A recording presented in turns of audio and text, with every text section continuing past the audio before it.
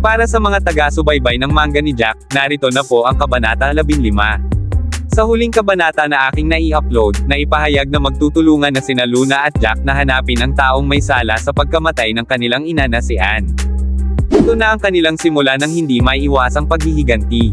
Alam kong matagal ka nang naghihintay, kaya Teren at simulan na natin. What's up mga Koops, Manga Moto nagbabalik. Jack the Ripper Case Files Kabanata 15, The 5 Major Organizations.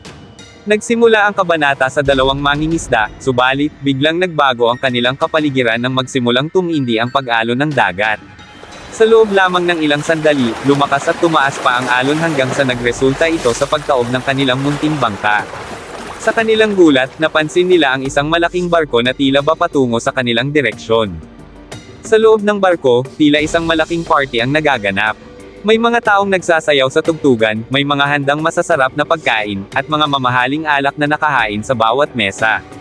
Sa gitna ng kasiyahan, isang waiter ang napansin ng kanyang kasamahan na tila hindi gumagalaw at agad niyang pinagsabihan ito na magmadali dahil sa dami ng kanilang customer.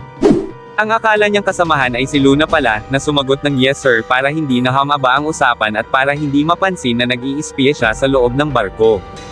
Habang nagmamasid, napaisip si Luna sa kanyang sarili kung anong klaseng lugar ba ito na napuntahan niya. Sa kanyang palagay, wala ni isang disente o matinong tao ang nakasakay sa barko. Bigla siyang nagbalik tanaw sa kanilang usapan ni Jack tungkol sa isang birthday party na gaganapin sa isang malaking steamship. Ang nag-organisa ng party na ito ay ang pinuno ng Big Five Organization. Tinanong ni Luna si Jack kung kasama ba sa inner circle ni Nocturnal ang 5 major organizations na ito. Sumagot si Jack ng oo at sinabing sila ang itinuturing na pinakamatanda sa organisasyon. Dagdag pa ni Jack, ito ang kaarawan ng pinuno ng Thames Trading Corporation na si Piman, ang hari ng mga bangkay. Hindi biro ang unang target nila, kaya siguradong magiging matindi ang laban ni Jack. Sa pagpapatuloy ni Luna, napaisip siya kung paano nagawang mag-organisa ng isang malaking party ng isang miyembro ng Underworld Organization. Dito niya napagtanto na malakas ang political power o kapit ng organisasyon na kanilang binabangga. Sa huli, napansin ni Luna ang isang makapal na libro na hawak ni Jack at agad niyang tinanong kung ano ang laman nito. Sinabi ni Jack na ito'y hiniram niya kay Crimson Widow at naglalaman ito ng mga secret files tungkol sa kanilang mga kalaban at mga makapangyarihang tao sa London na kabilang sa Underworld. Tinatawag ang librong ito na basura. Ayon sa kwento ni Jack, ang mga taong may kasalanan na maaaring mabura sa London ay ang mga may nakatalang bounty sa Underworld. Ang bigat ng krimen at ang hirap sa paghuli sa kanila ang nagdedetermina ng kanilang rango at gantimpala. Halimbawa, ang lalaking ito na ang pangalan ay Poggy. Siya ay isang rank A na kriminal at ang kanyang bounty ay 2,000 pounds. Nang marinig ito ni Luna, siya ay nagulat sa laki ng bounty na nakapatong sa ulo ni Poggy.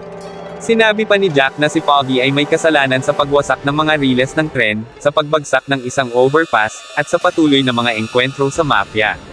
Mukhang hindi tumitigil si Poggy sa kanyang mga malulupit na gawa, aniya.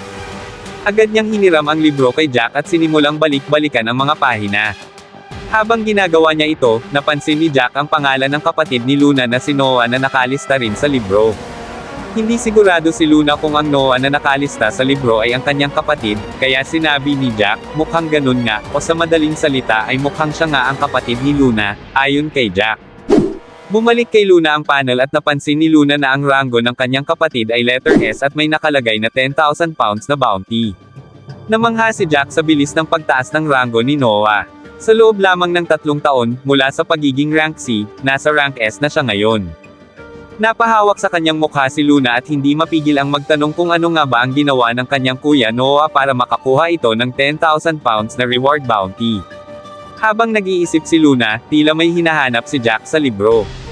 Doon niya nakita ang kanyang sarili sa listahan at ipinakita ito kay Luna. Kilala si Jack sa mundo ng Underworld bilang Artist of Death, na may 12,000 pounds na bounty. Nagulantang si Luna dahil may malaking bounty rin pala si Jack. Napatanong si Luna kung ano ang ibig sabihin ng ipinakita ni Jack. Napangiti lang si Jack at sinabi na ang ibig sabihin nun ay mas magaling siya ng konti kay Noah dahil mas matagal na siya sa Underworld. Binara naman ni Luna si Jack at sinabi na hindi ito isang bagay na dapat niyang ipagmalaki. Ngunit patuloy pa rin si Jack sa pagtingin sa libro at tila masaya siya sa bansag sa kanya bilang Artist of Death. Nagugulumihan na naman si Luna kung saan papunta ang kanilang usapan kaya tinanong na niya si Jack kung sino nga ba ang tatargetin nila na si Piman at bakit ito sobrang importante. Nanlaki ang mata ni Luna at napasabi na imposible. Dahil ang kanilang target ay rank triple S at ang bounty ay 50,000 pounds. Hindi biro ang bounty ni Piman, siguradong bantay sarado ang taong ito. Malamang na magiging duguan muna si Jack bago siya makalapit sa triple S rank na ito. Sinimulan na ni Jack ang pagpapaliwanag kay Luna tungkol sa kanilang plano na papasukin nila ang birthday party ni Piman upang makakuha ng impormasyon tungkol sa tinatawag na The Fog. Ngunit bigla na lamang naputol ang paliwanag ni Jack tungkol sa kanilang plano. Bumalik ang eksena sa kasalukuyan kung saan tila tulala si Luna. Napansin siya ng isang customer at napasabi ito na hindi pamilyar ang batang babae sa kanya. Kinabahan si Luna, akala niya ay nabuking na siya, pero mabuti na lang at hindi pala. Napapunas si Luna ng pawis sa kanyang noo habang iniisip kung nasaan na si Jack at ano na kaya ang ginagawa nito. Biglang naagaw ang atensyon ni Luna ng isang pianista na tumutugtog ng napakagandang tono. Ito pala ay si Jack, na pumasok sa eksena na may angas. Napansin ng lahat ang magandang musika na tinutugtog ni Jack, pero si Luna ay nagtataka kung ano ang ginagawa ng kanyang kasama. Hindi makapaniwala si Luna na hindi lang pala sa pagpatay magaling si Jack, kundi pati rin sa pagtugtog ng piano.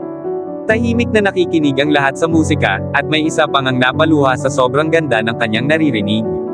Nagulat din ako sa kabanatang ito dahil ipinakita nila ang talento ni Jack na talagang tumago sa damdamin ng mga nakikinig. Pagkatapos ni Jack sa pagtugtog, nagpalakpakan ang lahat. Agad na lumapit si Luna kay Jack, galit na galit dahil sa pagkuha ni Jack ng atensyon ng mga tao, na maaaring magbuking sa kanila at mabulilyaso ang kanilang plano. Nagpaliwanag si Jack kay Luna na hindi niya mapigilan ang sarili na tumugtog sa napakagandang piano na kanyang nakita. Pinagpaalalahanan naman siya ni Luna na nasa barko sila kasama ang isang napakadelikadong tao, kaya kailangan nilang maging mas maingat. Naputol ang kanilang usapan dahil biglang nagtipon ang mga tao para salubungin ang misteryosong taong lalabas sa pinto. Napatanong si Luna kung ano ang nangyayari habang si Jack ay tahimik na nakamasid sa pinto. Nagsiyuko ang mga tao nang bumukas ang pinto, at napasabi si Jack na magpapakilala na ang inaasahan nila. Sa isang makabuluhang eksena, lumitaw na sa madla ang presidente ng Thames Trading Corporation na si Piman, na kilala sa underworld bilang hari ng mga bangkay. Habang naglalakad siya, binabati siya ng mga taong nakayuko na, "Happy birthday." Samantala, si Luna ay parang natigilan at hindi na gumalaw sa kanyang kinatatayuan. Dumiretso si Piman sa kanilang dalawa at nilapitan si Jack. Tinanong niya si Jack kung siya ba ang tumugtog ng piano. Agad na sumagot si Jack at humingi ng paumanhin kung hindi nagustuhan ni Piman ang kanyang musika. Ngunit sinabi ni Piman na kahanga-hanga ang pagtatanghal ni Jack at ang kanyang musika ay puno ng pagnanasa sa dugo. Dagdag pa niya, naalala niya ang kanyang sarili noong araw dahil kay Jack at dito natapos ang kabanata. Ngayon, dahil narito ka na sa puntong ito, sasabihin ko sa iyo ang tunay na nilalaman ng kabanatang ito na magdudulot ng kaba sa iyo. Ang hari ng mga bangkay na si Piman ay kamukhang kamukha ng tunay na Jack the Ripper na si Locke na siya namang tinodas ni Jack. At dito na nagtapos, alam kong bitin ka sa kwentuhan natin, kaya sorry na agad.